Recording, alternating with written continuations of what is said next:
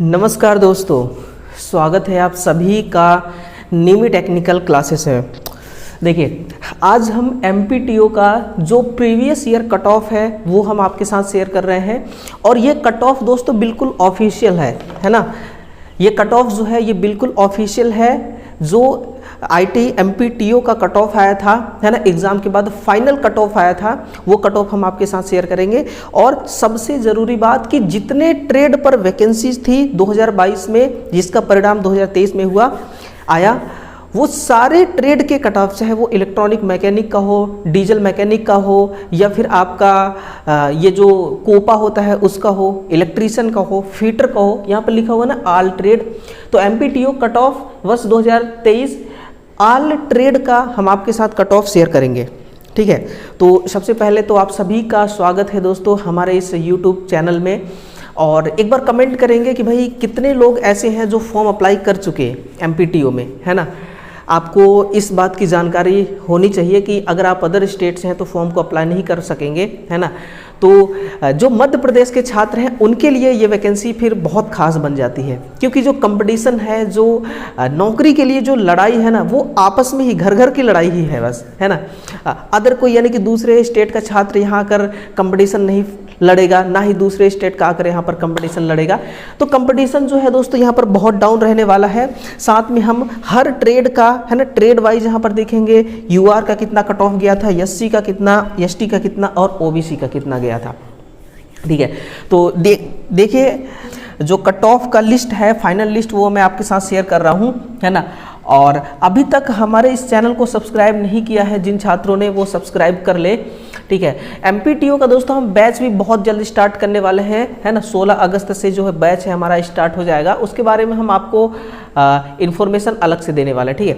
मध्य प्रदेश कर्मचारी चयन मंडल भोपाल संशोधित परीक्षा तिथि परिणाम, ऑनलाइन एग्जाम हुआ था 16 से 24 दिसंबर, 22 और 17 अप्रैल को, 4 से 5 महीने, है ना, 3 से 4 महीने बाद इनका फाइनल रिजल्ट आया था। फुल ऑफिशियल है दोस्तों, साइन वाइन यहाँ पर सब कुछ है ना। तो मैं आपके साथ शेयर करना चाहूँगा employment selection board Bhopal ITI training officer 2022 ITI TO electronic mechanic. इन्होंने क्या किया, जब इन्होंने रिजल्ट को अनाउंसमेंट किया तो उस टाइम पर जिस ट्रेड में टॉप 10 छात्र ऐसे थे जो जिनका नाम रैंक में आया, है ना, नंबर 1, रैंक नंबर 1 से रैंक नंबर 10 तक के जो छात्र हैं, यानी कि 10 टॉप 10 एप्लीकेंट रिपोर्ट, उनका भी इन्होंने अलग से यहाँ पर फाइनल लिस्ट बनाया हुआ है। फाइनल कट ऑफ उनका भी इन्होंने बनाया है। जैसे कि ये है इनका रैंक, यहाँ पर है roll number, first name, last name, father name, category, gender, total marks और सिटी नेम, ठीक है ना। तो ये इलेक्ट्रॉनिक्स का है और ये है आपका डीजल मैकेनिक का, ठीक है ना। इसी तरह से यहाँ पर जितने भी ट्रेड पर वैकेंसी थी उन सभी की थी। ये PDF आपको हमारे टेलीग्राम पर मिल जाएगी, तो टेलीग्राम को आप ज़रूर ज्वाइन करिएगा, डिस्क्रिप्शन में लिंक है। और हमारा WhatsApp ग्रुप भी आपको ज्वाइन करना चाहिए। ये देखिए यहाँ से है वो कट ऑफ सभी के लिए। ये किसका है, ये है आपका इलेक्ट्रॉनिक मैकेनिक का है। यहाँ से अब देखिए, है ना, ये किसके लिए है, ये इलेक्ट्रॉनिक मैकेनिक के लिए है।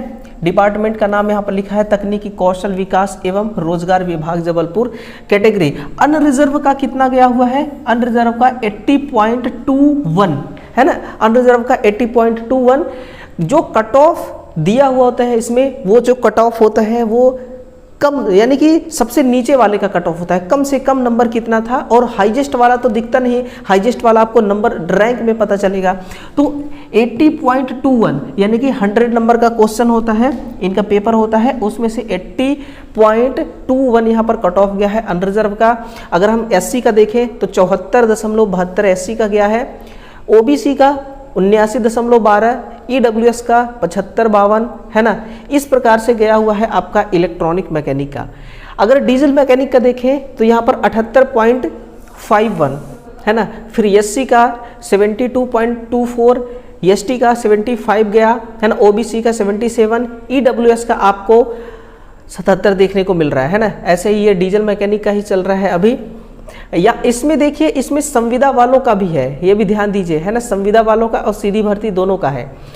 रेफ्रिजरेटर एंड एसी मशीन, इसका भी कट ऑफ आप देख लीजिएगा। हम अपना जो इलेक्ट्रीशियन का है उसको देखने के लिए चलते हैं, है ना। यहाँ से पूरा ये सिविल का चल रहा है, ये रही इलेक्ट्रीशियन की। तो इलेक्ट्रीशियन में अनरिजर्व का 80 गया है, 80 प्लस है, 80.49। अनरिजर्व का एससी का 76 है ना, एसटी का 70 है, ओबीसी का 77 है, ईडब्ल्यूएस का 73 है ना। देखिए अब आप लोगों को कुछ लोग बोलेंगे कि भाई 2024 में एक्सपेक्टेड कट ऑफ इतना जा सकता है, इस कैटेगरी का इतना जा सकता है, इसका इतना जा सकता है ना। कट ऑफ देखिए किन किन फैक्टर पर डिपेंड करता है।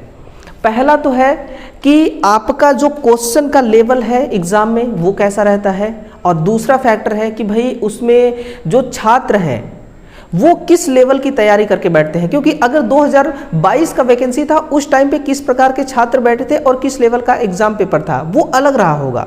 अब जो 24 में एग्जाम पेपर आएगा वो अलग रहेगा और छात्र अलग रहेंगे।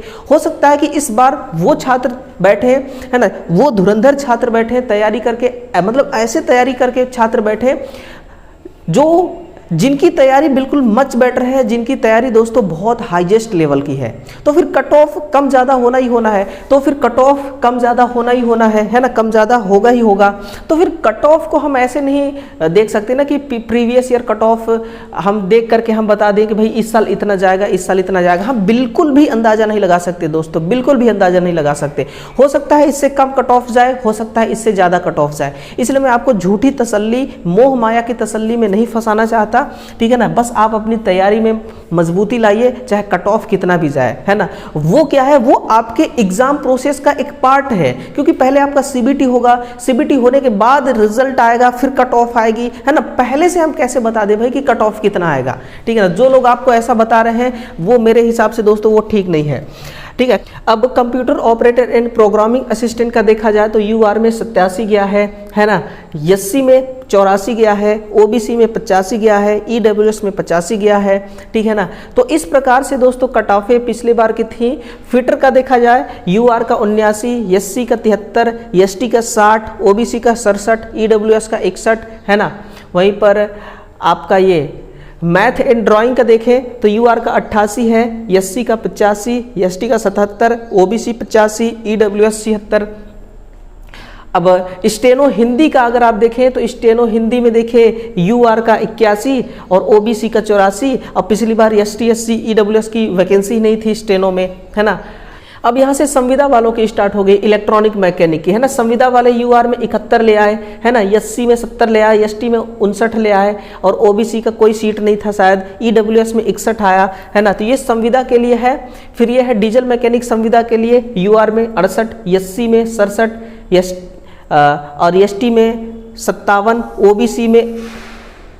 ओबीसी में 68, है ना, ईडब्ल्यूएस में 45 संविदा वालों के लिए। तो इसमें संविदा और सीधी भर्ती सभी के लिए दोस्तों यहाँ पर क्या थी, पिछली बार वैकेंसी थी।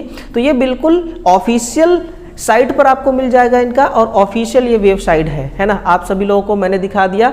और टॉप 10 रैंक में आने वाले छात्रों का लिस्ट भी इन्होंने अलग से बनाया है। ऑल ट्रेड, चाहे वो डायरेक्ट रिक्रूटमेंट वाली भर्ती हो, चाहे वो संविदा वाली भर्ती हो, सभी के लिए इन्होंने बनाया था, ठीक है ना। तो इस बार कट ऑफ क्या रहेगा क्या नहीं उससे आप लोगों को मतलब नहीं है, मतलब आपको अपने प्रिपरेशन से है। तो आप अपने प्रिपरेशन पे ध्यान दीजिएगा, उसी पे आपको फोकस रखना है ना। कट ऑफ चाहे जो भी रहे, तो फॉर्म को अप्लाई ज़रूर करिएगा अगर आप एलिजिबिलिटी क्राइटेरिया रखते हैं तो, ठीक है ना। और तैयारी दोस्तों इलेक्ट्रीशियन थ्योरी की जो है उसको प्रॉपर तरीके से मैं कराने वाला हूँ, तो इस चैनल को आप सब्सक्राइब कर लीजिएगा, ठीक है ना। और फिर हम 16 अगस्त से अपना बैच स्टार्ट कर रहे हैं। बैच में आपको क्या क्या मिलेगा, कैसे मिलेगा, है ना, सारी जानकारी जो है इसके बारे में मैं अलग से एक छोटा सा सेशन दूंगा, उसमें अपन बात करेंगे। वीडियो को शेयर कीजिएगा, इन्फॉर्मेशन अच्छी लगी हो तो वीडियो को लाइक कीजिएगा। साथ